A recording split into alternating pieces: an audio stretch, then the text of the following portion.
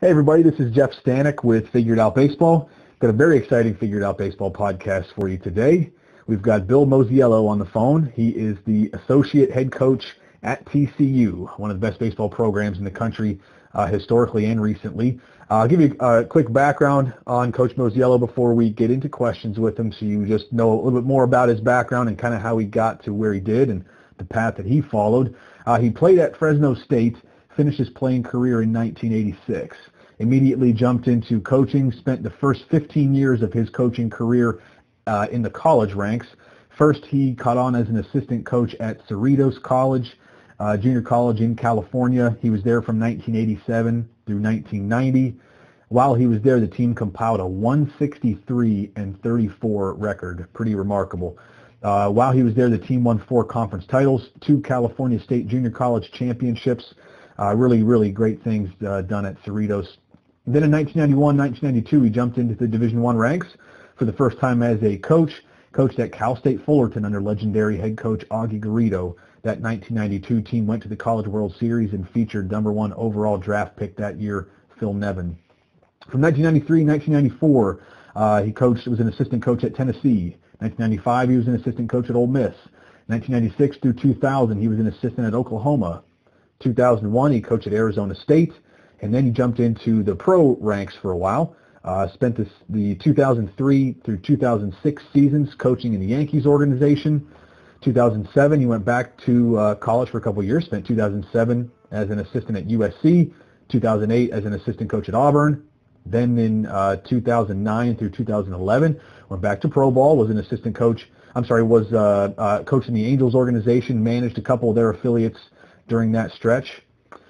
Then 2012 through 2013, went back to college. He was the recruiting coordinator at University of Tennessee one more time, and then he went to TCU, joined the TCU team for the 2014 spring as the hitting coach, an overall offensive coach, as well as associate head coach.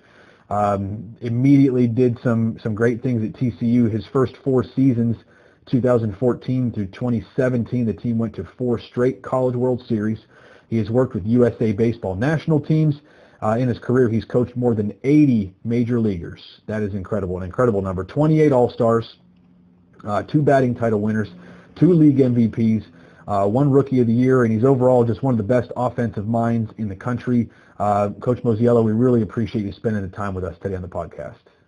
Yeah, thanks for having me, Jeff. Really appreciate it. Really love this opportunity to share my story and some of the mistakes I've made and some of the amazing blessings that I've had throughout my career. That's what a lot of it is about, just sharing the things that you've done and helping other people to either do better or maybe repeat some of the things that you did.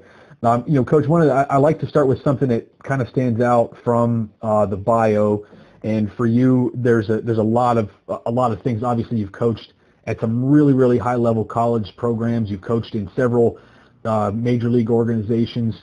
Could you just give us an idea, as going through all of this, how you first got into it, and what were some of the keys, I guess, to moving up so quickly? I mean, to get to Cal State Fullerton, only your 3rd year of coaching, and then Tennessee after that, and some really big Power 5 programs. Would you kind of give us an idea of how all that started for you on the coaching trail? Yeah, it all started, everybody always talks to me and they think that, hey, oh man, you always knew from day one you wanted to be a coach. And I actually, I never even thought about it. Like so many players, I had these dreams of being a Major League Baseball player. I had my life figured out. When I was 7 years old, I was going to take Johnny Bench's place. And I knew that, right when I was going to get out of high school, Johnny Bench was going to be a certain age, and I knew he'd be about ready to retire. And I thought I was going to take Johnny Bench's spot. So that's what I had all figured out. Obviously Mom and Dad talked to me about the importance of education, but I just didn't buy in. I was going to be different. I was this baseball player. And the great thing was I wasn't ever even that great of a player, but I always believed in my mind that I was. And I played with some amazing players growing up. And like even on my Little League team of my 12-year-old All-Star team, we had like 3 major league players on it, and Troy Aikman, the quarterback of the Hall of Fame quarterback of the Dallas Cowboys. You know what I mean? So I played with some elite athletes, and I was never even close to as good as them, but I thought I was. And I competed with them daily, and the crazy part was is they competed just as hard as I did, but they just happened to be really talented players. But I never once took a back step to anybody, as a player in my mind. But when I look back, it's like, man, I was never even close to the best player on my own team anywhere. But that never stopped me. I was going to try to beat you, and I thought I could really play, and sometimes that's half the battle. No doubt about that. That confidence as a player, to have played with guys like that at such a young age is unbelievable. So how did you get your start in coaching if that wasn't something that was on your mind? Did someone approach you about it, or when you finished, you just kind of look at things and say, like, what now? Yeah, so, I'd actually played at, I went to Fresno State out of high school, and then I went to Cerritos Junior College for a couple of years right after I redshirted at Fresno, and I played at Cerritos, and we won a state championship, and George Horton, it was actually George Horton's first year as a head coach, that I played for him, and we won a state title. We went 39-5, he was an amazing coach, and he taught me my background of what winning baseball was about. And, there was a guy named Wally Kincaid, a coach that was who really, the people in the know really think that he might have been the best college coach in the history of college baseball, but he only coached at Cerritos Junior College. So he never became as famous, but yet the people in the know of baseball, and especially in California, realized that he was probably the best coach ever. And he had a team that was 40-0. He had a team that was 40-1. And so he did some amazing things at Cerritos. So, like, when we'd win a state title at 39-5, it was like, man, what a bad year. Huh? You guys lost 5 games. Coach Kincaid used to go undefeated in college and lose 1 game. So no one was ever telling you how good you were because you never even measured up with Coach Kincaid's teams. But, and he was actually the pitching coach when I played. So Coach Horton was the head coach his first year. And Coach Kincaid had a knack of always picking the right team and coming back to coach and winning the state title. So I don't think there was any coincidence. Obviously, he did a great job as a pitching coach and helped us win, because if you don't pitch, you can't win. But, so I had played there and then went to Fresno, and when I was at Cerritos my last year, I'd actually had 2 knee surgeries in season. So I was really beat up, and right after we won the state championship, I had my 3rd knee surgery. And then when I went to Fresno State, I was a little bit beat up, and I got to play there as a redshirt junior, and it was so tough for me physically that there was just no chance that I was going to be able to come back and play my senior year. So the only thing I knew was baseball. The only thing I loved was baseball. So Coach Horton offered me a job as a senior in college, where I was going to finish my schooling at Long Beach State. But I started coaching immediately, and we had an incredible team in 1987, and we won a state title then, and we were 46-5 and won a state title. And actually, backtracking a little bit, I started my active coaching career when I was playing at Cerritos in 85 and 86, because I would have my knee surgeries, right when the season ended in June, and I would coach in the summer teams. They'd have me run the Connie Mack teams.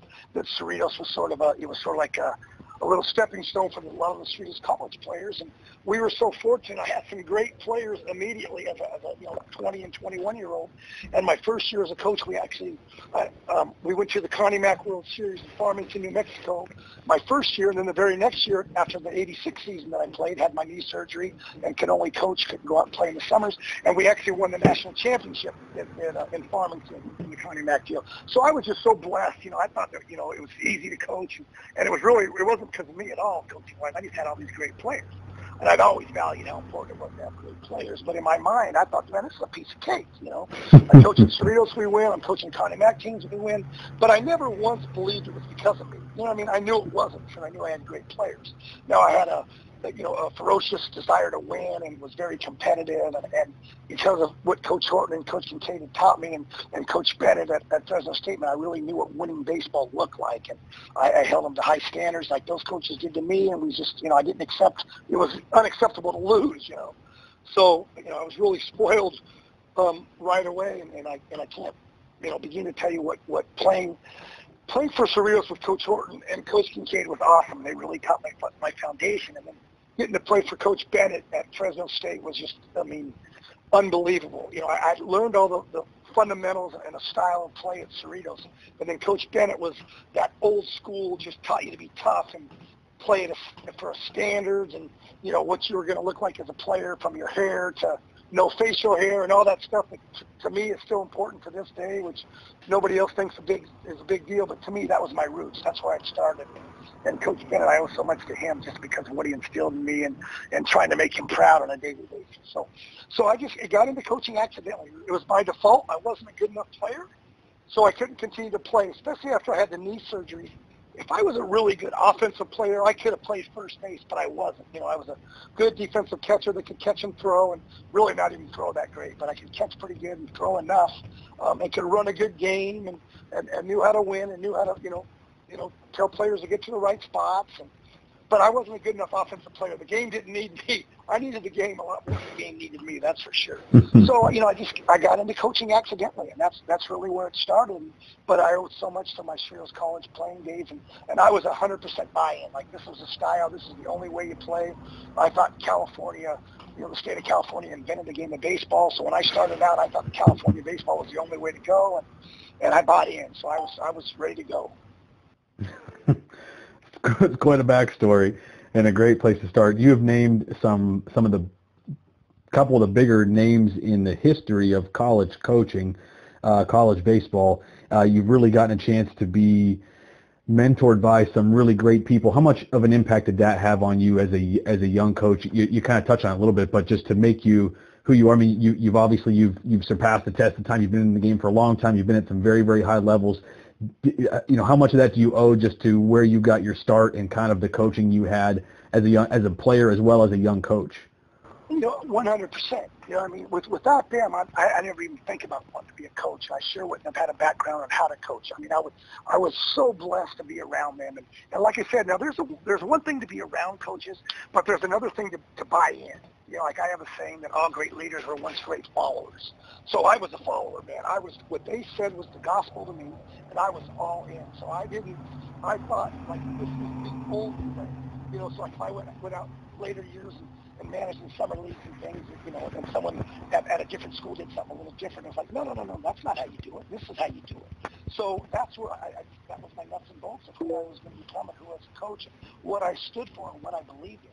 And then I just can't tell you how much throughout my coaching careers I continued to work for great coaches, and great assistant coaches were partners of mine. And I just got to keep growing and evolving. And then I had the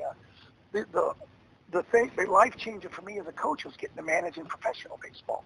So, I was just, a Joe College guy who thought, college baseball was the way to play. And then I got to manage in professional baseball. And I had the two perfect organizations for me, the Yankees and then the Angels with Mike Socia and his style of play.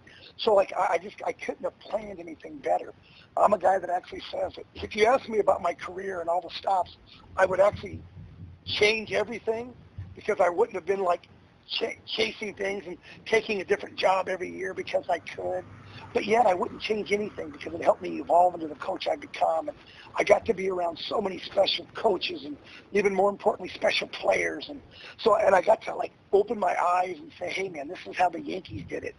And I had my core of who I was from Cerritos College and Cal State Fullerton, but I got to see the professional game and learn and evolve.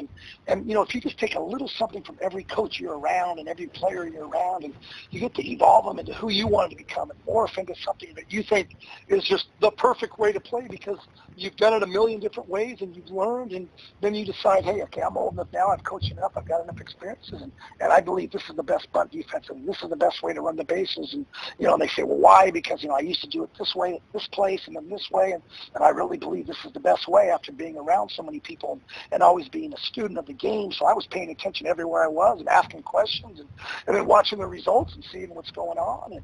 And then along with all the stops that I made, I managed in summer leagues like the Alaska League for 4 years, the Cape Cod for 6 years, and Ohio League. So I managed for like 16 straight years as I was coaching at those other stops. So I was getting to manage my own clubs as I was an assistant, and then taking things, and here's how I want to do it myself as the head coach, as the manager, and we had to do it really quickly because I always wanted to play a certain style. And so I had to get a group of 20-something kids, 22 kids to buy into my system, and here's how we do it. You know what I mean? So it just helped me form the experience that I had of, coaching 100-something games, before the professional baseball, but even in college, 56 to 60-something games, summers, 40 to 50 games. You know what I mean? Like, so I was managing in games 100-something games a year. So, like, nobody made more mistakes than I did, and nobody had more successes than I did because you have so many games. So you started learning who you wanted to become and how do you handle players and how do you handle failures, and you know what I mean? So I couldn't never have planned to be a coach better than the opportunities that I've had. So like, there's a lot of better coaches than me, but nobody's been more blessed than me to have the coach with the coaches that I've had. And then when we talk about the players that I've got a chance to manage and coach, like, I mean, nobody's been more blessed, but nobody understands that more than I do. It's an incredible list of guys you've gotten to coach with and alongside, and the players that you've gotten to coach. No question, it would be a lot of coaches' dreams to be a lot of the places that you've been. I think it's really interesting that you got to do a good bit of managing as a young coach, even as you're an assistant coach during the college season, and you get to manage your teams in the summer. For me as a college coach, I spent, I was either a volunteer or a recruiting coordinator every year that I coached. I volunteered a couple of D1s and then a recruiting coordinator at 3 different stops, and I always felt like I needed to spend my summers recruiting. And even though the one volunteer job I had was at Winthrop, and we had it's in South Carolina, so we had tournaments all summer, and I didn't necessarily have a summer where I kind of thought, like, I don't have a lot going on, I'm going to go out and get one of these jobs, but I had guys around me that were managing these summer teams. If you're talking to a young coach today that is kind of torn between, okay, do I spend my summer recruiting for my team, or do I spend a summer going to get experience managing a summer league team somewhere, would you push them one direction or another? Well, I would, because I know which one you have to do. College baseball is all about recruiting. So you have to become a high-level recruiter, a hustler. You need to learn how to evaluate players. Now there is no substitute for flat-out coaching in games. And like I said, I wouldn't trade that for the world. But yet, so many of the guys throughout the years were getting jobs because, hey, this guy's a great recruiter, and I've seen him at every game all summers. And while I was out managing, coaching all the summers, and teaching, and doing the things that I think are still the most important. But what had happened with me is I was really blessed. So it hurt me in some aspects of becoming a head coach, but it helped me as a baseball guy. Is that the fact that I was so fortunate early in my career, to say the first 10 to 12 years, is that I always had, like, if Tennessee wants to hire me, okay, I'll take the job if I get to manage in the Cape Cod. You know what I mean? Or then Oklahoma, Larry Koshel, fantastic coach. And I was so blessed to be around Larry Koshel. And I got to be around Larry Koshel. And but when he wanted to hire me, I'm like, well, okay, coach, I'll take this job, but I'm going to manage in the Cape. And he wanted me bad enough to where he had to say, okay, yep, go ahead and do it. So you know what I mean? Like, so I actually had the upper hand on them, and I love managing my own club so much, and that's what I, refused to. I'm not coming if I don't get the manage. But it didn't help my college club. You know what I mean? Like, if I had been recruiting every second and getting even better players, even though we had great players, we would have been better. You know what I mean? Because I was after my first stint as a coach, I was always going to be usually the top assistant. So that guy needs to be recruiting, but I was out coaching, and I was really selfish in that. The fact that I just love games, I love being on the field, and so like I said, I got to help master my craft as a coach, but it wasn't really helping my college programs. We had other assistants from the head coach, but it wasn't what's best for your college program. So that's why I tell a guy, like, I hate to tell you, but you need to be a recruiter. And even myself, like, I don't need a great baseball guy. I need a great recruiter to be around. So the game's changed so much, and obviously recruiting's changed so much since my early years. In those 12 years of college, you didn't start recruiting guys until the summer of their senior year. You know what I mean? So the game's changed so much. But so it's all about recruiting now. But so any young coach, I tell them, man, you got to become a great recruiter. But the truth is, they're going to miss a ton of coaching because they don't get to be on the field, and especially depending on what their role is. Like my first, for a few years as a third base coach and things, I wasn't running the offense. But then there came a certain time where, I ran the offense all the time. So, I was making all the game day decisions on certain aspects. I was a pitching coach at some places where I was making all the, called every pitch, was running every offensive play. So I was getting so much experience on the field that it's really helped me become who I am. But it's just not what a young coach can do. You know what I mean? It's just you can't. So that young coach who's out recruiting, he needs to be trying to evolve daily and get on the internet and read about different techniques of hitting and fundamentals of coaching and those things. But there's nothing like being on the field and screwing up as a third baseman. You know what I mean? There's nothing like it. Like, there's so many head coaches around nowadays that really haven't even been a third base coach. You know what I mean? So, like, they don't even know what the third base coach, when he screws up, it's like, well, how'd you screw up? That was an easy decision. And you almost want to say, buddy, are you kidding me? Have you ever coached third base? And the truth is, they haven't. Or if they did, it was only for a few games. You know what I mean? So it's not the same. You know, like Jim Schlossnagle, who I work for, he's the greatest, and he gives you authority to run things, and he understands it, and he just gives you, 100% autonomy to run things. But you know what I mean? And he has a great appreciation of knowing, like, I don't even have close to the experience that you have of running an offense or coaching third base. You know what I mean? And he's got great trust in me, and that's one of the things why I haven't been able to leave, and he's been so awesome to work for. But you know what I mean? But there's like so many head coaches, like there's successful head coaches that I've coached, 1,000 more games than they've ever even thought of coaching. You know what I mean? And that's what's so. And I'm a man of faith, so God's amazing, and every decision he made for me and led me to was for a reason. And I'm that guy that's all he's ever wanted to be was a head coach, but yet God puts me where he wants me, and I can help grow players and my teaching and those things. So like I don't, even though no one's ever wanted to be a head coach more than me at an unbelievable place, like I know God's got a plan for me. If he ever really wanted that, he would open the door for me and have me take that job.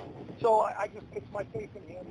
And, we haven't even got into the most important thing in my life besides God is my family, So it's such a complex, I've had such a complex career, but like I said, I wouldn't change a thing, but I really should have changed everything. But I wouldn't. God said, hey, this is where I'm going to lead you. And when people say to me, man, why did you take so many jobs? And, you get a reputation, man, you must be hard to work with. And why'd you go every place? And I hate to say this because it sounds arrogant, but it's because I couldn't. I had opportunities. People were trying to hire me. I never went from a place to not another great place. You know what I mean? So I just was blessed. And like I said, God had a plan. I got this place for you.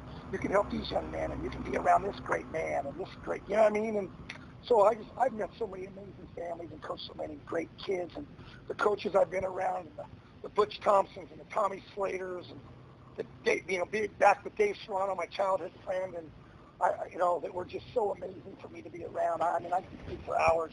I could get emotional and cry about the things that they did for me and my family if you really were to give me that time, So it's just a blessed career, as crazy as it sounds. It's fun to listen to.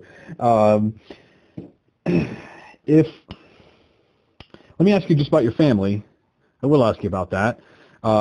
Just the family dynamic of moving around and coaching, and you've been at TCU for a little while now, but moving around to different places and being in pro ball, being in college baseball, and as a college baseball coach, it's a crazy schedule. You're away from home a lot. It's different than pro ball where you have several months in a row where you're home. I've never coached at that level, but I have some friends who have graduated from college into pro ball and have talked to them about it and kind of picked their brain a little bit. And how's your family? How's your family been there for you and helped you to have these opportunities and just how they adapted to the different levels you've coached and all the things that you've done over the years?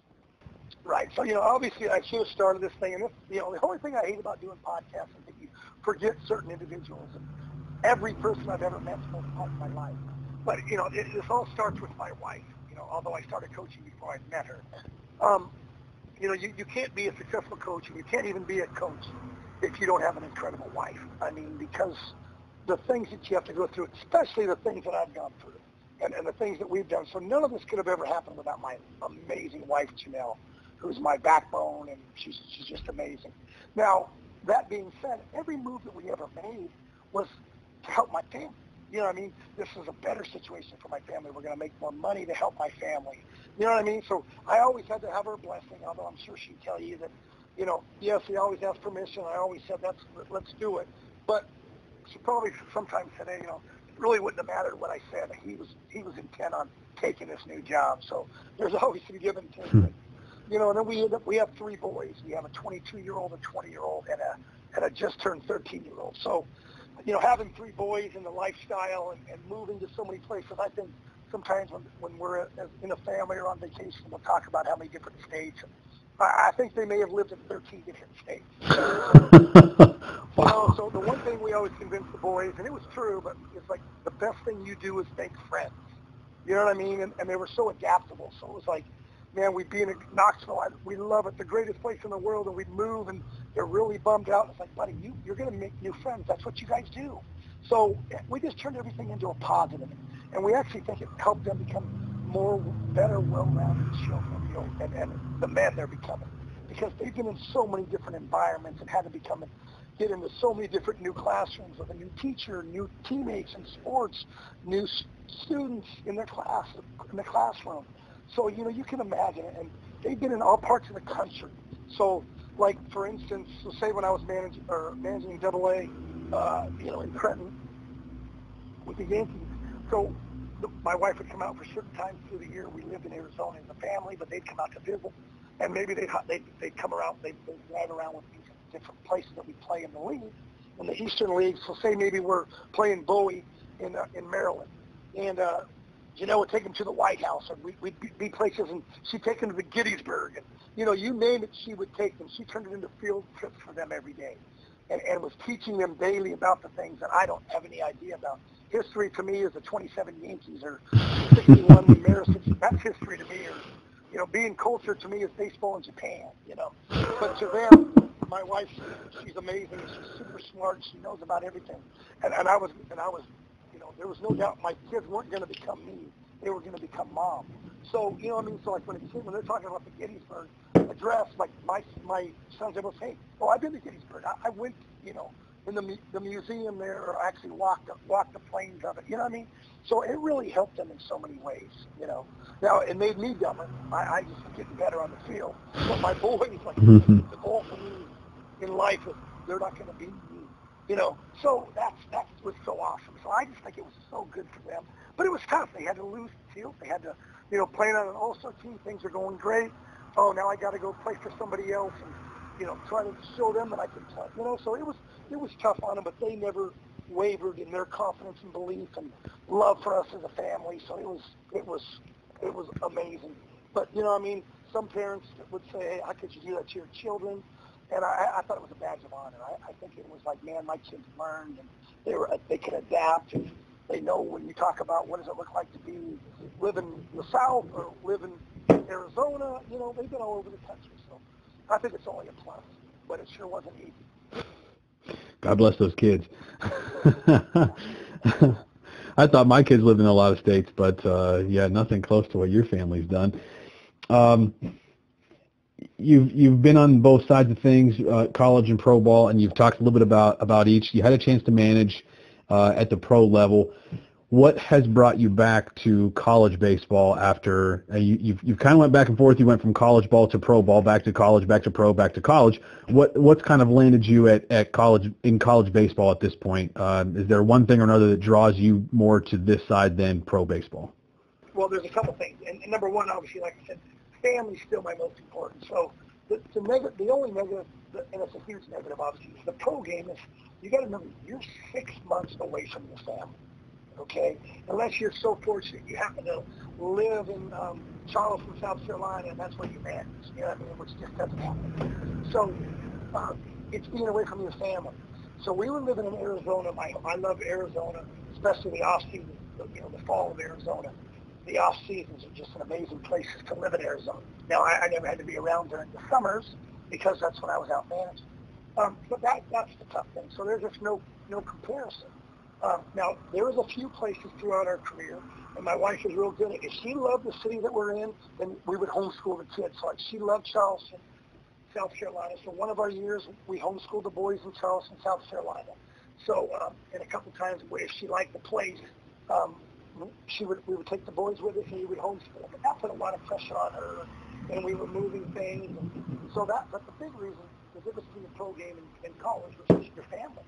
The lifestyle. Obviously in college, even though I'm recruiting, every single day through the summer, and maybe having 6 days off in the whole summer, but it's still, you're with your family. They can come to Atlanta with you. Hey, I'm going to this place. Why don't you guys come out? We'll stay at a nice Marriott, and you guys can go to the swim park, or, we're in California, you guys can go to Disneyland during the days. So we always did things family related, so we made sure we made the most of it. But, college people hate me saying this, but I like the pro game better than college because I like playing a game every day. it goes back to my summers. It goes back to, like, I love playing.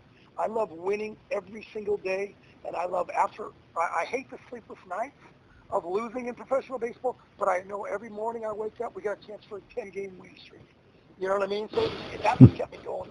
The developing games, getting on the field and competing. But like I said, nobody hates losing more than me, and nobody takes it more serious than me. So, we'd win 90 games in professional baseball, which is a great minor league season, but that means I lost 50 games.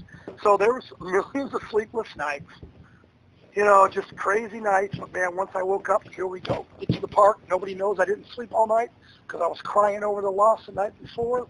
We're going to get them tonight. So that's why I love the program. I love being around the best players in the world. I love managing the Mike Trouts and all the great players that I got to manage in professional baseball. But yet the college it's about the families and the recruiting process and instilling to them, the parents, that, hey, I'm going to look over your child. Me and the staff are going to look over your child for his 3-4 years of his career. So there's nothing that beats that in life. Is developing a young man. Although even in professional baseball, I took my same college approach, and I cared more about them as a person than I did as a player. But it was just awesome to be around great players. So the games to me on the field never changed, college or professional. It was just the lifestyle and being away from your family that was the tough part.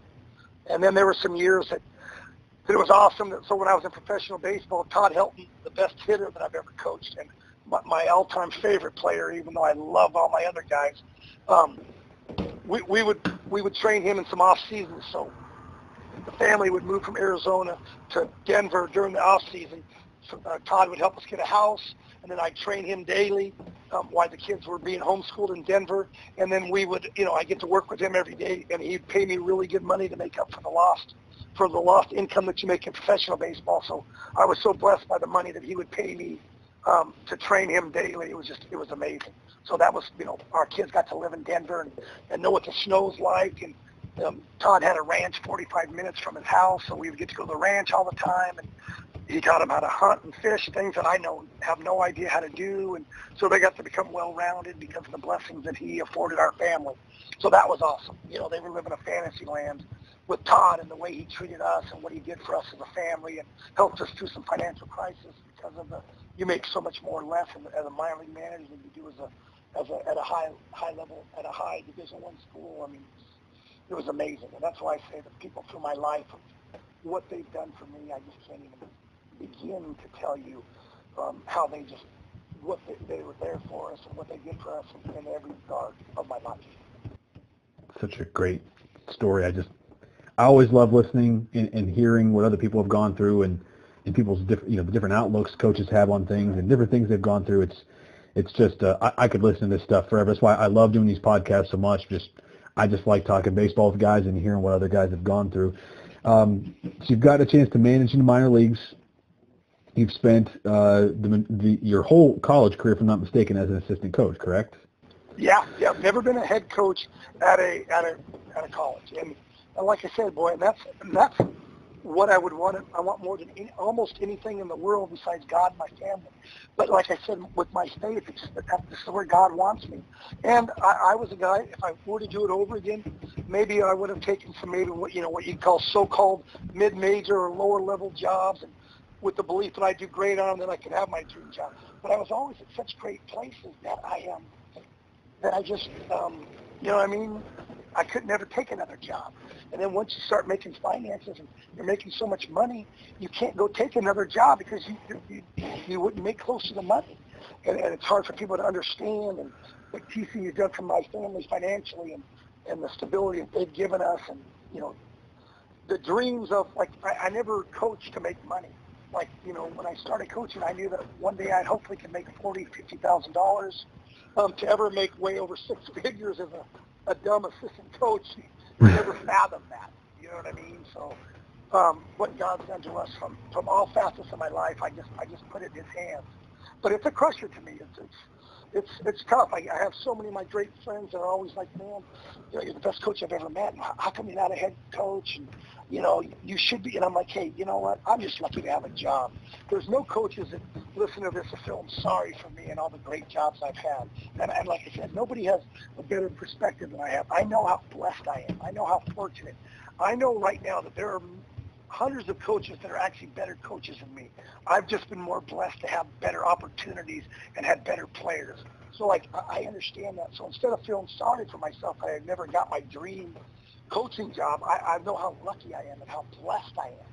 You know, so like I just know to make a living doing what I'm doing, it's incredible. You know what I mean? So like nobody's going to ever feel sorry for me, and I don't do that for 1 second. And I've been so blessed. You know, when you talk about the schools that I've been, like I'm not even a real coach in my own mind. I live in a fantasy land. I've been in nothing but great places. You know what I mean? Like there are so many coaches that have to mow the infield and wash the uniforms and make sandwiches for their players. Like to me, that's what a real coach is. Like, so what I'm doing isn't coaching. You know what I mean? Like, I don't have to teach a class. You know what I mean? Like, I get to coach, put all my 100% into my family and my players and game planning and, you know, how am I going to get better? How am I going to prepare for this pitcher? You know, and recruit. So, like, I've been around the assistants like Kirk Saros that I get to work with every day in my program, and the example he sets to me with his family and our families, how close they are. Like, I can cry thinking about what Kirk means to me and what his family means to me. You know what I mean? So it's incredible. But yeah, so it's been, I'm a lifer assistant coach, and I hate being an assistant coach, but I'm so proud to have the job, you know, and lucky to have a job, you know. But and the responsibilities that I get in my job is, you know, running the offense, being in 100% control of position players. So it's like I'm a head coach of the offense, you know what I mean? So, I mean, what more can you know? I don't have the headaches that the head coach has. And I am smart enough to realize that be careful what you wish for, because a head coach never gets to have a dull moment. There's always something going on. Jim Schlossnagle, the way he handles his head coach duties and being a big-time CEO for a big-time program, and what he's done for our facilities and with our donors and what he does with the public and our fans, and he's unbelievable at what he does. So, like, I don't have to do that stuff, even though I wouldn't mind doing it. You know, you'd always like to be the figurehead of your program, but it's like I know how fortunate I am. So, I know how blessed I am, and it's just as tough as it is to like say, hey, yeah, I'm an assistant coach. There's so much more to it. And actually, the biggest thing for me, obviously, is the players and the guys you work with.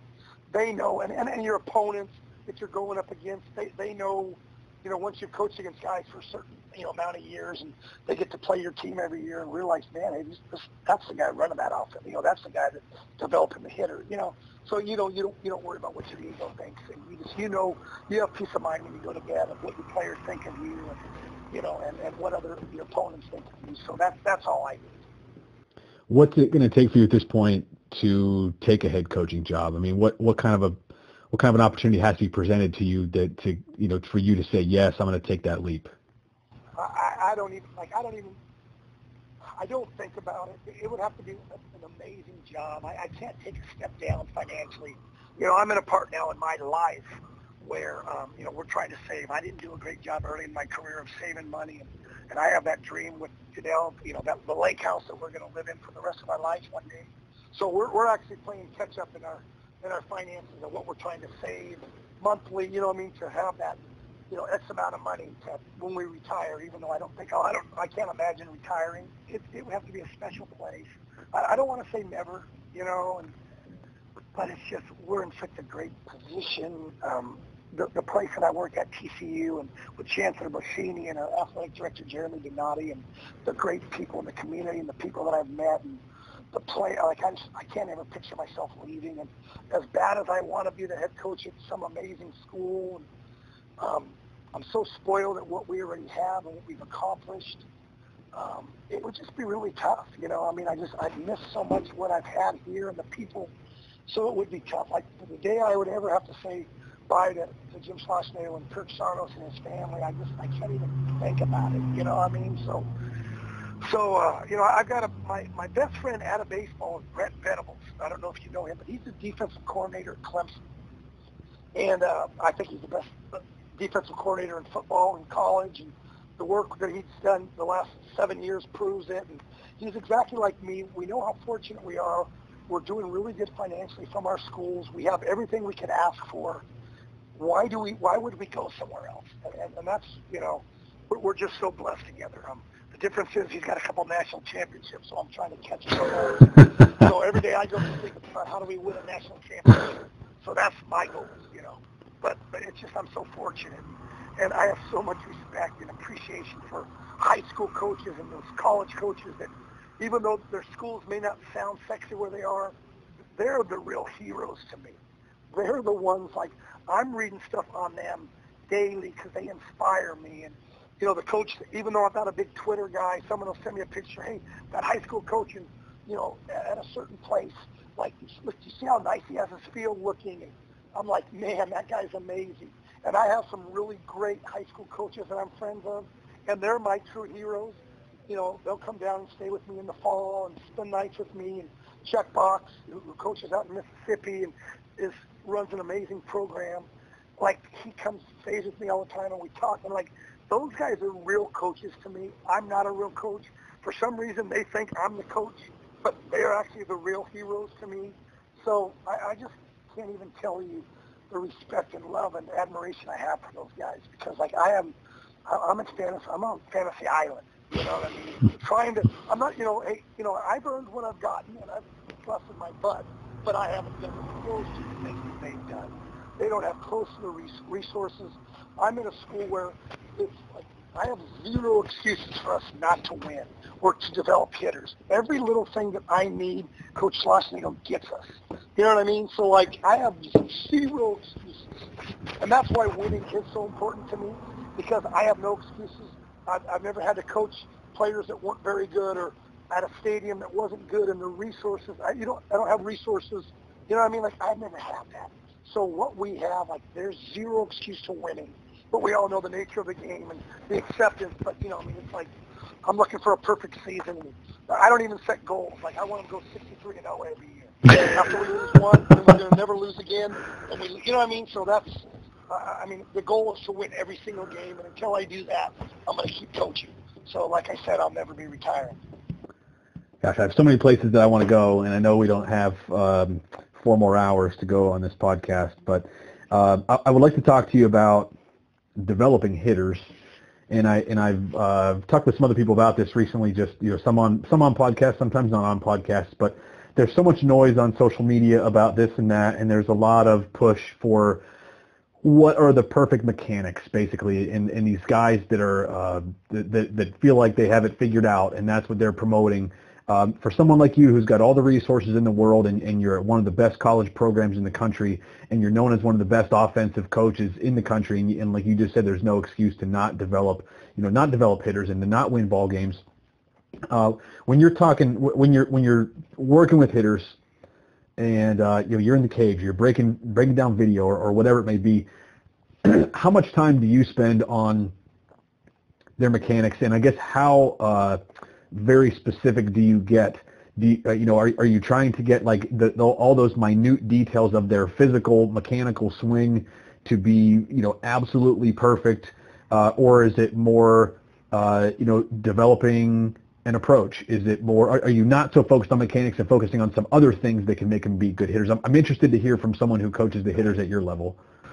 Yeah, so you talk about a complex question, and what you said, and as you found out with me already, you ask the question, I go all over the place. So, and I'm probably not the right guy to be talking to about this, because I have very strong opinions in this Twitter age, and this is where I offend people, and sometimes I actually don't mind that I'm offending some people, because it's such a crazy era that we're at right now in hitting. So to make a short question, you gave me long, here's where I'll start. And like I said, I'm not a Twitter guy, but I've got so many buddies around the country that love to send me the different things and what people are teaching. And I'm the guy with what they call FOMO, failure of missing out. So as much as I believe in everything I teach and what's right and wrong, I still have that failure to this hitting guru on Twitter that maybe he is right. Although the truth is, he hasn't coached one great hitter. He doesn't have wins and losses. His team has never hit 300. He's never had a group of 16 hitters on a team, but because he's done lessons with one individual and the kid's never made an out in his cage, he thinks he has all the answers. You know what I mean? So it's just so confusing to me that why am I even spending any time paying attention to what this guy has to say when he hasn't even done anything. You know what I mean? And I've coached all these big league hitters, the Mike Trouts, the Robinson Canos, the Chase Utleys, the David DeLucci's, the Sean Casey's. Like I said, I even hate naming players because, I forget to say some of the players that were great hitters, and not one of them believe in this stuff. I talk to those guys all the time, and Sean Casey didn't hit 300 in the big leagues in his 12 years because he was worrying about launch angle. You know what I mean? Todd Hilton didn't hit 317 with 369 homers and just under 600 doubles with a 424 on-base percentage because he was worrying about his launch angle. You know what I mean? And that's not what we worked on. Mike Trout didn't become this great player. I had him 3 years in the minor leagues, 3 consecutive years, not full seasons, had him at the end of 1 year, and then the next 2 years up until his big league call-up. And we never once talked about launch angle and any of those type things. And that's the best player in the game. So I'm so confused on why I worry about what somebody is trying to teach. But that being said, I want to be the best hitting coach in America. It doesn't matter that I'm not, but I want to be. And I'm doing my players a disservice if I'm not trying to catch up with things and evolving daily and making them the best hitters they could possibly become. So to go in the questions basically that you asked me is, I've got some coaches hitting guys that are really good that they talk about. I'm not a swing coach. I'm a hitting coach. You know what I mean? Like, we're going to talk about approach and all that, which I actually do think is super important and might be the most important. But yet, being fundamentally sound, getting into good hitting positions, working from the ground up, all the things that I teach daily, of course those matter. You know what I mean? Some coaches, you just got to compete, and that's, and compete, and actually that's a huge factor also. But I want them to have everything. But yet I still got to keep it simplistic. You know what I mean? I'm still talking about getting rhythm, getting started. I don't talk about getting down. I talk about getting started. If you're started on time, you'll get down on time. I don't talk, hey, get your foot down. You know what I mean? Get started. When he starts, you start. And that's going to help us get into positions. I give great freedom to the hitters to have different styles of what they look like, but there's going to be some non-negotiables that all the hitters are going to do to become successful hitters. And what's crazy to me and where it upsets me on this new age of hitting is, like I said, if you want to watch Freddie Freeman video and all these great hitters, they don't talk about launch angle. They're talking about staying down through the baseball, hitting the ball through the back net. But there was a couple of years ago that I'm watching guys who are supposed to be hitting gurus that are talking about hitting balls up to the top of the net. You know what I mean? And not one good hitter has ever done that in their routines and in their work. But yet there's guys teaching an 8 to 12-year-old to hit the ball to the top of the net. You got to get the ball up in the air, which is the stupidest thing in the world that you could ever teach a hitter. You know what I mean? And, you watch Jim Thome on MLB and Sean Casey, these great big league hitters, and they're talking about what they did, talking about hitting líneas through that back net, you know what I mean? And then I'm watching some guy who didn't play in the big leagues, never coached a player in the big leagues, has never coached at a high level, and he's talking about launch angle and lifting the ball into the middle of the cage, top of the net. You know what I mean? And then there's parents and kids that are buying into that. And I'm thinking to myself, how sad is it? And then in this day and age, and this is what I tell guys when I speak at clinics or when I talk to my baseball guys or when they come to the house to stay a few days and we talk hitting for the few days that they stay with me, is and I'm talking about the approaches and staying through base, that's not what you do. That's not how it's taught to these guys. And you can't buy into these different things that people are talking about, and that's where, like I said, I can talk hours on this and get a little upset at times. And how could somebody teach that and get some kid to believe that that's what we're trying to do? You know what I mean? It's insane to me. And my point was that hitters are not the best now that they've ever been. We all see how high strikeouts are. The belief that it's okay to strike out, how stupid is that? You know what I mean? Like, the more times you hit the baseball, the more times you have to hit home runs. to get more hits, to score a runner from third base. Now, the pitching in the big leagues, it's never been better velocity-wise and the stuff, but it's like it's acceptable to strike out and not be a good hitter with 2 strikes. And, hey, who cares if you get the runner on third base, less than 2? I don't care. Try to hit a home run. I mean, the belief that that's okay. Major League Baseball isn't scoring more runs now than they ever have. They're hitting more home runs and they're striking out more, but you never heard anybody say, hey, MLB, this is the most runs they've ever scored. And offensive baseball is about scoring runs. And who doesn't like home runs? Who hasn't ever liked home runs? We all know you can't hit a home run by hitting the ball on the ground. You're always trying to hit line drives and stay through baseballs, and hopefully you get balls in the air by staying through the baseball. So like, like I said, to make a short question long, it's about fundamentals and it's about approach daily and getting a good pitch to hit and being on time and handling all pitches. And I'm real big into, during our hitters, making them uncomfortable, doing lots of variabilities through our drills because I want to be able to handle more pitches and handle more hit spots. You know what I mean? So it's all important to me. But I want us to lead the league in hitting. I want us to hit the most home runs. But most important, I want to score the most runs. So it's all important. I don't want to be one-dimensional, So I think there's situational hitting involved, and using counts, and So it's such a complex deal. But yet with my players, as long and I'm all over the place during a podcast, but when I'm with my players, it's very cool, very. We're only talking about a couple things, and sometimes they're like, well, how come Twitter's talking about all these other things? Why aren't we talking about those? And we're talking about balance, getting into good positions, recognizing, staying short with our swing, so game planning versus an opponent pitcher of what he's trying to do to us, So we really keep it simplistic, but yet in my mind there's so much involved. But I know when I'm teaching somebody, we got to keep it simple, So sorry for that long answer on the quick question you gave. But hopefully it was great. A few nuts and bolts of, obviously my passion and the belief, and this isn't something that I just thought about last night. I mean, this is something I've been thinking about every day, since I couldn't hit enough. Like how do I get other guys? And when I always talk about the big league hitters, all these great players that I've managed or coached, I didn't teach them anything. I learned from them. When I talk about them, it's not to pat myself on the back and look what I did for Mike Trout. I did nothing for him, but I had the best seat in the house. I paid attention. I do know the drills we did. I do know what we worked on. You know what I mean? But I didn't make him.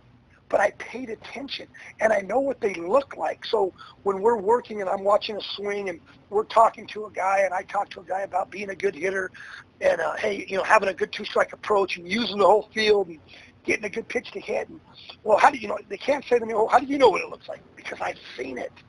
Now, I didn't teach them. Now, obviously, you play a part of them, and obviously I've messed up some guys too. But I know what it looks like. I know what a 300 hitter in the big leagues looks like. I know his approach. I know as a younger hitter, I didn't have these guys when they were 30. I had these guys as 18-year-olds to 20-year-olds. You know what I mean? So I know how they were built at a younger age, and I was real fascinated by finding out when I'd have a great hitter from day one with Todd, like, hey, Todd, how'd you learn to hit the ball the other way? And I found out what his dad used to do to him, and, in the garage where the boat was on the pool side, so he had to hit the ball the other way, so you found out, like, no wonder he's so good at it, you know what I mean?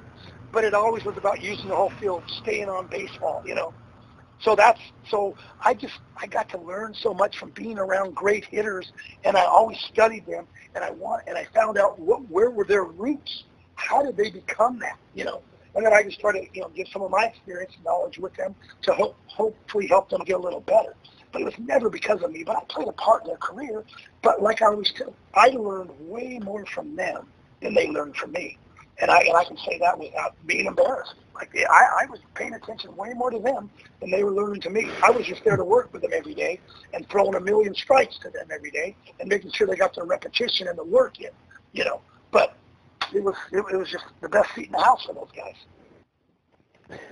A great answer. I love that you're giving the long answers and you're going into such detail, and I just there's so much to learn. And I like asking that question, Coach, because the whole purpose of Figured Out Baseball is to help people have a better resource than what they've got right now. I want to give kids and families and young coaches, young high school coaches, old high school coaches, young college coaches, I want to give them access to what current college coaches are doing around the country. What are guys like you doing? What are some other guys around the country doing and teaching and saying? And sometimes the noise that you hear on social media is it's so loud, and they can be convincing with some things that you hear and the things that you see. And I think it's so important for people to hear what someone that with your experience level, but also you're a student of the game. You're trying to learn. You want to be the best. You want your team to go 63-0. So you've got to continue to learn if that's the seat that you're in. I just like to hear what guys like you are doing. And I think it's so important for a young player, coach, parent, whatever, to hear some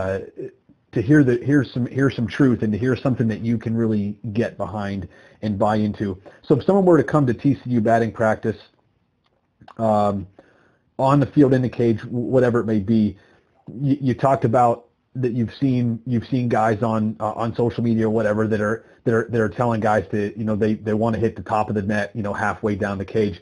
What is BP? What does the optimal BP at TCU look like? Whether is it different for a guy who's maybe a guy that's a bat control guy that's going to be a high average, high on base guy, maybe run the bases a little bit, as opposed to the middle of the order sluggers, or does it look pretty similar for all those guys most of the time in the cage for you? Yeah, so I'm a big believer, especially at these age of my player. I don't limit anybody. You're not at a point in your career that you're just one or the other. So like you say, I had a guy named Lucan Baker, second round pick. Would have been a first rounder, but he had some big injuries for us at TCU a few years ago. And here's a guy, 6'4", 260 pounds, amazing power. But it wasn't okay that Lucan strikes out and just hits home runs. I wanted to make him a complete hitter. Now, luckily, he already was that. That's why I loved him as a hitter from day one, and that's why he fit in so well with what we were trying to do. Nor would I take a little guy and say, hey, you got to hit the ball on the ground. You're not allowed to hit doubles and home runs. I just want you to slap the baseball and run. Well, I'm trying to get them to become complete with who they are. And it's still always about short, aggressive swings, driving baseballs. Even with Lucan, it wasn't, hey, get the ball up in the air. It was get through baseballs, handle more pitches. You know what I mean? So your power is going to come as you get a little bit older, but the swing still really never changes. You just try to get through baseballs. So we have our different daily routines that we do daily, so they're all going to look the same. They have the same goals, and then there's going to be little touches with me to individuals, like, with the metrics and the analytics and our hit tracks and all those type of things. We actually, like Ron Fingal, we have all those measurements. We have exit velocity measurements on every. We have all that stuff. And I do pay attention to it, but we don't talk about it. But say, Lucan Baker had 10 hits in a row with no extra base hits. And the exit velocity was actually over 103 on all of them. So we without saying, hey, we got to start manipulating your swing. We got to get the ball in the air. You've got too much power. We're just going to have certain drills without even talking about it that help them get through the baseball. We're constantly working on trying to get them to become better with their swing and more efficient, but without really talking about it. So I don't limit guys, and I want them to all be tough hitters. I want them to all drive the baseball. I want them to all be able to hit with 2 strikes. I want them all to be able to get a guy in from third with less than 2. We're always looking for pitches that we can drive, until we get 2 strikes, and then we're still trying to drive the baseball. But now we got to handle more pitches as opposed to, really zoning in on the pitches that we're looking to hit. So I want them to be all complete, and they're at a stage now where, Justin Turner, who actually was my brother, Justin Turner of the Dodgers, was one of the most amazing stories he's the most amazing story that I've ever seen in baseball, because I know who he was and where he came from, and my brother coached him in high school, and to see what he ended up doing and the power that he has, and the home runs that now he hits.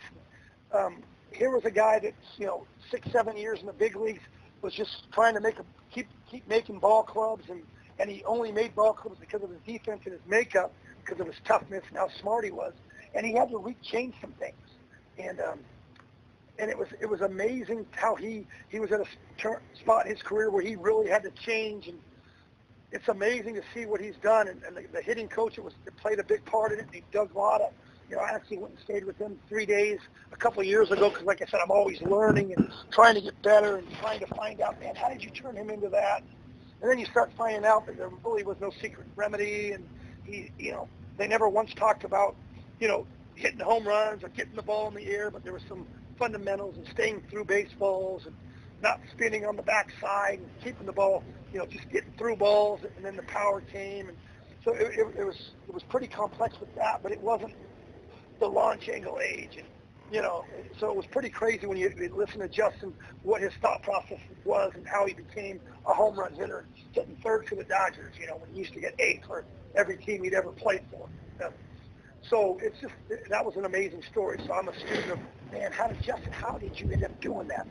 But if he hadn't been the hitter he wasn't for, to learn to use the whole field and be a complete hitter, he never could have made the changes that he made, And even when you watch him in the World Series or in the playoffs, in the biggest games, he still is that guy that gets to hit to right field with 2 strikes and score the guy from second while all the other Dodgers are striking out, He's still a tough out. He's a 300 hitter, where, today's age, to believe that hitting 300 isn't, you'd rather hit 220 with 40 home runs and hit 300 is ridiculous. You know what I mean? A 300 hitter is nobody thinks that it's important to hit 300 when the great hitters still hit 300. So it's amazing to me, the thoughts of how far this game has gone away from what real good hitters still look like. It's just crazy to me. And good hitters at younger levels are different, and even at lower levels of college baseball, they're different than what you're coaching. And I know that you know that. I'm not telling you anything you don't know there, but I'm kind of asking. I'll ask this question for all the high school coaches and lower level college coaches that are listening to this. If you've got a guy who has been fed this message, I guess through the level before he gets to you, if you're a high school coach, maybe the lessons he's getting in middle school or whatever, that he's getting fed this idea that he needs to hit everything in the air. But when you get him, whatever level you're getting him, when you get this hitter, all he's doing is he's hitting the ball in the air and he's squaring it up. And for his own power, he's hitting it as hard as he can, but it's basically a routine out because he's not strong enough to hit the ball over the fence. If you're coaching that guy, that kid, what's your conversation with that player to at this? I mean, let me ask kind of 1B, but I've heard guys that I've had arguments before with guys, just one-on-one, not in public, but one-on-one, like you've got this kid hitting the ball in the air because you're telling him that this is what major league players do, this is what major league MVPs do, so this is what we're going to do. And even though you're 14 now and there's no power, by the time you're 18, you're going to be a power hitter. And my argument to that coach is that the kid's going to quit before he's 18. People don't hit 200 and keep playing. Like it sucks. You can't do that while you're waiting for the power to come. And my approach has always been, as a hitting coach at whatever level I've been at, to basically that you should hit to what your strengths are now. If you're going to be a power hitter 5 years from now, well, then we'll talk 5 years from now and we'll figure we'll do some different things. But if it's you, I'd just like to know your opinion on that. If you're coaching that hitter who right now doesn't have the power to hit the ball over the fence, but he's been taught that by whoever he's going to for lessons or whoever coached him before you got him, what's your conversation with that player? So number one, I was thinking if I don't have to handle these things. My brother's a super successful high school coach. He's had a great career in California, won some state championships, and does a great job. So like I said, that's why I have the appreciation for real coaches. But like I can't imagine. I get so many high school coaches that talk to me about this guy takes lessons and like having to fight with the guy that gives him lessons and the father because this is what his lessons guy's telling him to do. I mean, it's just I would really, as a coach, have to have meetings with all my parents and get them to understand that we're trying to hit line drives. Line drives play at any level at all times. Okay? Line drives play. And we're not, all these hitters that in the big leagues are having great success, when they were young, they weren't trying to do that. Chris Bryant is the only guy that you've ever heard of that at a certain age his dad was talking to him about get the ball in the air, and Chris Bryant is amazing, but it's still why he has lots of holes in his swing Chris Bryant's not going to win a batting title. Chris Bryant's not a 300 hitter. You know what I mean? He does have some holes, but he is an elite athlete. But he was the one guy that was taught by his dad to do that. And obviously, who am I to say that he did the wrong thing? You know what I mean? But that's the only guy. I would challenge these parents to do their homework. Listen to successful hitters and find out what their key routines are. How did they go about as a young hitter? And none of them had a hitting guru that was teaching them to hit the ball in the air. You know, none of them had a PVC pipe and was having them do these dumb little flips, you know, hitting the tee. Like, none of them did that. None of them. So they need to really understand, and it's such a tough thing because then you're bad-mouthing his hitting coach, you know what I mean? If that's what he's, you know what I mean? So it's like, gosh, what a slippery slope that is, and how tough for that high school coach. And man, and that's crazy that they have to go through that. And like you said, like, buddy, the guy's best bowl at 120 pounds, he hits the ball in the air, he hits it 220 feet. Like, guess what? Okay, keep having him work, but he can't even play for me here. You know what I mean? Like you said, like, he's going to find himself on the bench.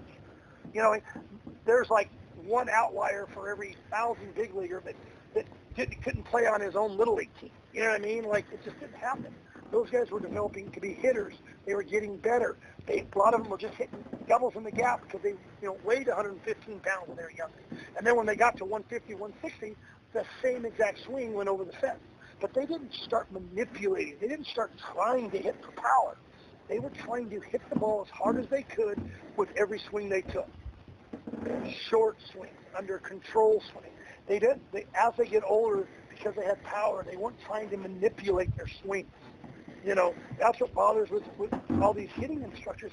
They're trying to get young players to manipulate their swing instead of getting through the baseball, being on time. You know, whatever you say, level swing. I mean, we all know it can't be level. We all know there's going to be a little, getting through a baseball, my barrel's going to be below a little bit. But I'm thinking about keeping my hands above my barrel. But then the truth is, at contact, it isn't. Because that physics doesn't work like that. You know what I mean? But we're never thinking about, hey, drop your barrel behind your shoulder so that you have a great launch angle before you attack the baseball. You know, I would challenge him to look at pictures, still pictures of a hitter where his hands are above the barrel as he's starting, and then once he gets past his belly button, now he's starting to get to that slot of where he wants to be. Whereas we have these hitting coaches that are teaching guys that they get their slot behind their back shoulder. When that's not what hitters do. None of them do that. Coach, do you mean keep your barrel above your hands before? You've said a couple times that. Well, yeah, of course, yeah. Okay. Yeah. So yeah, the barrel, the hand, as I'm doing it while I'm standing up, get my hands down through. But yeah, the barrel's above it. Gotcha. And then as we get past the belly button, that's when we start creating the angles. Yeah, my apologies. And now the one thing about me, like I said, the reason why I get to keep it simple for my players is because I'm not too smart. It is easy for me not to get caught up in all these fancy things. And, I'll go watch a guy give a hitting talk, and, like, he's confusing me as I'm watching it. So I say to myself, what the heck do you think your own player is going to be? If I'm confused with 34 years as just a coach, and let alone my playing career, how do you think a 12 to 20-year-old is going to be able to understand what you're telling them?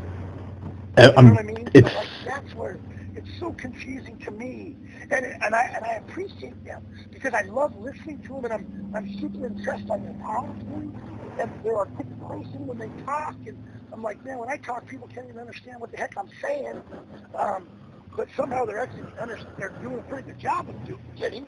But then you're articulate, and you've got this PowerPoint, and I'm like, oh, that's amazing. And you're using these words that I've never heard of, and it looks fancy, but I'm like, it's not how fancy you can articulate things. It's getting your players to understand what you're trying to teach them and keeping it very simplistic. And then there's some new age of these new players that they want you to throw metrics at them with everything they do. You know what I mean? And that's just, no, we're going to get away from that. we have all the metrics. You know what I mean? Like I said, I'd be crazy if I didn't pay attention to it. And I have every gadget in our program known to man. But I'm not a slave to it. I have that there so that we can make adjustments. And if I had to show somebody an analytic and say, hey, well, here's what's going on, and here's your launch angle, we have that. But I don't speak in terms of, hey, that was a 10, you're only at a 10 launch angle right there. You need to be at 22. You know what I mean? Like, I don't talk like that. But yet I have the ability of every ball they hit is from their blast, from our hit tracks, from our TrackMan, through our Win Reality machine. I have it all, but I'm not a slave to it. I just am very fortunate to have it. And I do know that there's a lot of credence in it. I do know that there's some substance in it, and I am paying attention. But that's not how you teach it to a hitter. And Kelly's a really advanced guy, and that's how he wants to talk to you. Then you can do it like that, but not for some 12 to 20-year-old hitter. I can tell you that much. It's just refreshing to hear these things because, I mean, frankly, I think you're giving me permission to be able to say that sometimes I listen to these guys, these guys that want to be known as really high-level hitting coaches. And on it, I coached in college for 8 years. I coached some pretty good teams. We did some good things. I'm listening to these things, and I'm just sitting there like, I don't know. I'm not sure what he's talking about, and sometimes I read a tweet and it's like I don't understand anything that was. I don't understand any of those 160 characters. Like, what in the world is this guy talking about? Like, am I that far removed from the game, or? Yeah, and it does that to me all. Like I said, and my thing is I'm actually paying attention. It's not reading everything, but I'm like, and then I'll be preparing and I'm reading that, and then I'll call Sean Casey, or I'll talk to Fred McGrath, or some great hitter, and you talk about it, and they're not saying any of that stuff. And then it makes me go back to my roots. Like, I know, but why am I getting caught up in that? And then I love when I'll have somebody send me an article, and the audacity of some of these hitting coaches to, like, A-Rod's like talking about hitting once, and I guess he got ridiculed because they were saying, you're completely wrong. That's not what great hitters do. And it's like, you're telling A-Rod, the guy was actually, as much as maybe I don't like, he's not one of my favorite players, but like a complete hitter with power, average, 600 homers, like, and they're like telling him how stupid he is. You know what I mean? Like, you know what I mean? And this is a guy, like I said, I understand there could be some amazing hitting coaches that have never coached a winning team, never had a good job, and they just happen to be great guys in the game. But it's like, those guys are like taking shots at, a big league hitter, because they think they know better because of what their research tells them. You know what I mean? And I'm like, that's so ridiculous. Just because A-Rod could hit doesn't mean he can teach somebody how to hit. But if he's telling you what he thought, and hey, I keep my barrel above my hands, and all that stuff, he actually did, and he did it. But yet people tell him he's wrong, and it's crazy to me. And then I told you about my FOMO, the failure of missing out. Like, I got to get better. I got to get my guys better, and that's what all the pro teams are doing right this time. They're hiring. Professional baseball's hiring a lot of guys for not very much money, hiring young coaches that have a really good feel of analytics and can give a really good presentation. They don't have a track record, but these pro teams are scared that they are missing out on some of these young coaches that are really intelligent. So they're hiring, you know what I mean, into the organization because they're hoping that, man, maybe this guy has the answer, even though they're going to find out that they don't. But there is a role for them. There is an analytic role in your organization. You know what I mean? Like, you want to be as complete as you can possibly be. So they're good hires, but they're able to hire a guy out of a junior college, an assistant coach out of a junior college who wasn't making any money, and paying him $50,000, and that guy's in heaven. And I get to tell you, I work for the Los Angeles Dodgers. But so even the big leagues have the FOMO, because they're going to say, what happens if this one guy has all the answers? But the reality is going to be getting in balance, getting in good positions, working from the ground up, repeating swings over and over, having barrel awareness, getting good pitches to hit. You know what I mean?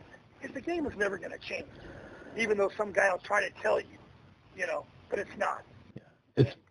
It's baffling to me when people look at a major leaguer.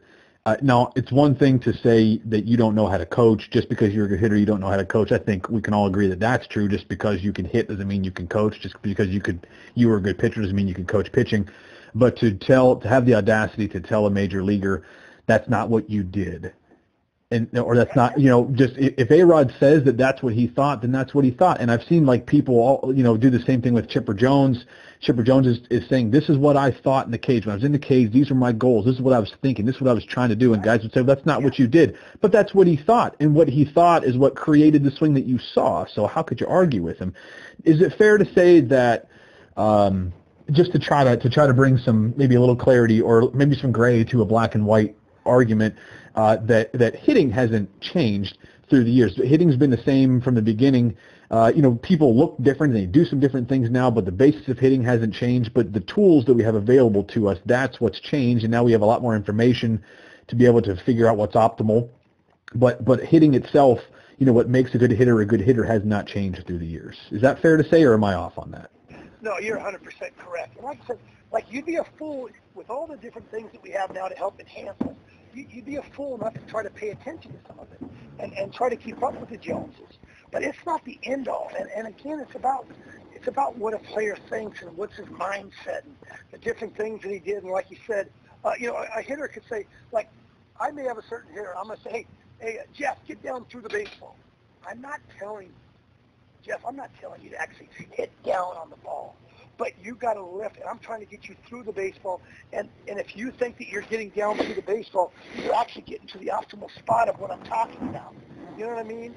Or if I actually were to tell you for some reason, hey, Jeff, get under the ball right here, and it actually helps you get into a better hitting spot, no way I ever tell any hitter to get under a ball. But if that's my verbiage to you and my key to you that helps you get into a better position, then I could use it. Because Josh Donaldson says something, and I talked to Josh, and I'm like, Josh, you're killing all these young hitters. And he's like, well, that's what I think. And I'm like, that's great, but you're telling somebody, and they're taking it verbatim, even though I've got tons and tons of your swings where you're hitting a ground ball through the 4-hole, and runner on second base with 2 outs to help you grind in 100 runs, but you're telling them don't hit ground balls and tell your coach he's stupid for having you hit a ground ball. But and I understand, when I talked to him and he said it, I bought in. Yeah, you're right. It's not what you're saying, what you really do. It's what you think you do. You know what I mean? And I'm like, but man, you're so passionate and you're so good at speaking about it, but you get these people thinking differently. Yeah. Josh is one of the first people that was really outspoken about it, that really got people thinking. And yeah. Right. Yeah. But he's talking about finishing up. Any swing you watch him take, he doesn't finish up. So I was that guy getting on the big leaguer to him in person. I'm like, Josh, what are you doing? He's like, well, when I think finish up, it helps me get through. And I'm like, I know, and you're awesome. But the way you said it was, when you're demonstrating it, you're finishing high and up. When that's not what you do. Yeah, I know, but I think I do. You know what I mean? So it helped me as a coach. So what I'm saying doesn't actually mean, and actually when he talks about no ground balls, now, and there are some coaches that are guilty of like, hey, try to hit the ball down on the ground. No, try to get through the baseball. Try to hit, through the ball, So that's why it's so complex and so, but like I said, I've been so blessed to be around so many special guys. I know their roots of why they became who they were, and it's like, that's just not the thought process. And when I talk to them today, they're appalled by how people are trying to teach it.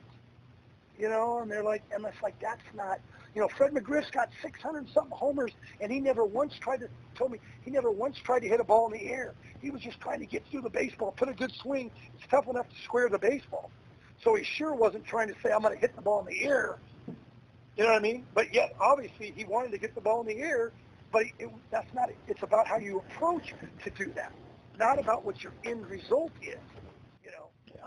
One of my favorite things about spring training every year, and I try to do it with the Figured Out Twitter account especially, and with my own account. Like I love watching the spring training videos, and I love when the MLB Network guys, are in the cages with people. Sean Casey, they're in the cages with guys, and they're talking about what do you do, what do you think, and what's your tee routine, and they all, they all sound fairly. Not that there aren't some differences, but 90% of the guys sound sounds similar, and it's like, how could you, if this is what they're doing and thinking, and this is what almost everybody's doing, and one of the last ones was Bo Bichette, who's a young guy who's certainly heard everything in the world that's out there in our current age. It's not like he's an old guy that's 35. It's not like he's A-Rod. This is a young guy that's brought up in this era, and he's still talking about the same things that all these other guys did.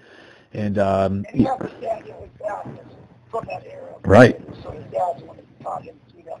Yeah, I haven't seen that one, but like the Freddie Freeman, like there was a great one. I remember Eric Burns a couple of years ago, and it's so funny from the guys that are doing the interviews. They're trying to bait him into talking about their launch angle, and Francisco Lindor, and spiked his homers up to over 30 homers, and even Eric Burns was talking to him. He was talking about his key routines, and hey, Francisco, you went up to 34 homers last year, your career high, and man, what were you trying to get the ball in the air? And he's like, oh no, man, I'm trying to stay through it, and I'm just getting better pitches. I'm getting older, and it was like, really, you didn't at all try to improve your launch angle. And Eric was like upset, like, shoot. all off season, all I did was try to improve my launch angle. But that's not what they talk about. You know what I mean? Like, that's not what it's supposed to. There might be a new age big leaguer that is hitting only 220, and he actually does think that because that's how he's been raised to do it. In his last 6-7 years. But he's not hitting 280 and over 300, and he's not a successful hitter. Well, that's why I like listening to guys like Bo Bichette, because Bo has been a high batting average guy. Him and Guerrero, guys that have hit for very high average in the minor leagues, and you would expect that they're going to continue to do that. And they've got plenty of pop. They hit plenty of homers, but they're sort of the generation that maybe has a chance to do both, and maybe bring that back into the game where they're hitting for high average and power. They're complete. I mean, like here's what I would be crushed as a coach. So, like, when I start getting videos sent to me, and this guy is a really good hitter, and he's saying everything I don't want to hear. Like, I try to lift the ball. I think just hit the ball up in the air. You know what I mean? And the guy's hit 300. And you're like, this is his routine. He's going in the cage, and you see him, man, I just try to hit the top of the cage every swing. You know what I mean? Then it'd be like, oh, my gosh, I'm in trouble. It never happened. Like I said, I didn't even see the Bichette one. And he would be, like you said, if anybody were to ever do it, he's allowed to say that because he's a complete hitter in his first year, and he's not. He's going back to the roots of what every good hitter we've all heard. And it's just crazy. I mean, it is absolutely insane that people think like that. I just feel so bad for the parents and this young generation of hitters that this is how these guys are growing up. The dad's paying X amount of money for a kid to go to, a hitting instructor who's teaching the wrong things. The guy's little. He needs to be in good positions to hit and repeat swings. I'm okay paying money to those guys because it's an opportunity to hit all the time, and most people don't have the access to do that. So I think it's money well spent. But it's like, not if they're teaching things that are against what the good hitters do. And then the father, the father of the 12, you're like, hey, my son needs to hit the ball in the air. Like, what's going on? Oh, my God. I mean, golly. People believe it, and people sell it. That's why I like to, that was kind of one of the goals with Figured Out Baseball, is just to present the information. And I don't care what the information is. Honestly, I don't care if I'm proven wrong or if I'm proven right. That's nothing to do with it. If I agree or disagree, I don't bring people on this podcast that I'm going to agree with. And Coach, you can maybe back me up here, but you and I have not spoken extensively. I didn't really know you I didn't know you at all before Figured Out Baseball. We've kind of contacted when this came up, but we've never had a conversation about hitting before. I didn't know I didn't know what your answers were going to be, or whether I was going to agree or disagree with what you said. But I just want to get to the bottom of what people in your position are teaching, and I just appreciate hearing, what your true, honest thoughts about these subjects are. I think it's great. I appreciate it. Yeah. We've never even talked about hitting, although I knew you had a great grasp of what was going on. And what I appreciate with you, especially, is that you have a great grasp of what's going on in the high school levels and the youth baseball, because you have one goal in mind, and that is to try to help our young players. And I actually have the same goal in mind, to help young players and young coaches. And it's so important to me that guys are giving the right message to today's young players. You know, I mean, it's so important to me that these guys give themselves the best chance to have success. You know, be it to be on the Little League team, to make the high school team, to become all-conference, you know, whatever it happens to be. I just want the kid to have the best experience and give himself the best chance to have success. And what I'm seeing from things, man, I don't think it's the best chance for them to have success. I really don't. And like I said, I hate to slander. And this isn't. There's no, you know, not every guy that gives lessons is like this. Only that guy knows what he's teaching. And am I saying the things that he's doing or not? Like, I teach staying through the ball or balance, rhythm, and those things. Then obviously you're doing a great job. Keep up the great work. And like you said, there is no wrong or right. So just because I say certain things and I have conviction in them and really believe in them and have done, you know, spent years and years of doing research and homework, you know what I mean? Like, that still doesn't make me right. There is no right or wrong, but man, it's like, it's not that hard. It's a simplistic approach. It's keep the athleticism in the kid. It's not trying to manipulate swings. You know, it's just, I mean, there's some things I just, gosh, it just pains me to know what some of these young kids are doing. I'm sitting over here laughing during a lot of this podcast. Just your conviction and your energy and the youthfulness, you know, just to hear someone that's so passionate about coaching and winning and helping young kids, it's great. And this is you've been an amazing guest today. I probably need to let you go, but maybe I feel like there's so much more to tackle. Maybe we can get a part 2 for this podcast at some point and continue. There's so many areas we didn't even get to. You know, as you're talking and you're kind of giving me some answers. I'm writing down. Okay, he mentioned this. Let's talk about it. But you know, by the time you get to the end of your answer, there are 3 or 4 different ways we can go. So there's a lot of things we didn't even get into. But I have thoroughly enjoyed this conversation with you, Coach Mosiello. This is Bill Mosiello, everybody. He's the recruiting coordinator, associate head coach at TCU, one of the best programs in the country. He's been everywhere. He's coached everywhere. And I really appreciate everything that you've given us today. And I think everybody listens to this podcast hopefully comes away as a better baseball person with, you know, just a better understanding of things than they did before they listened to it. Well, Jeff, the pleasure was all mine. And I appreciate so much of what you're doing for our game and trying to grow today's players and coaches. So thank you.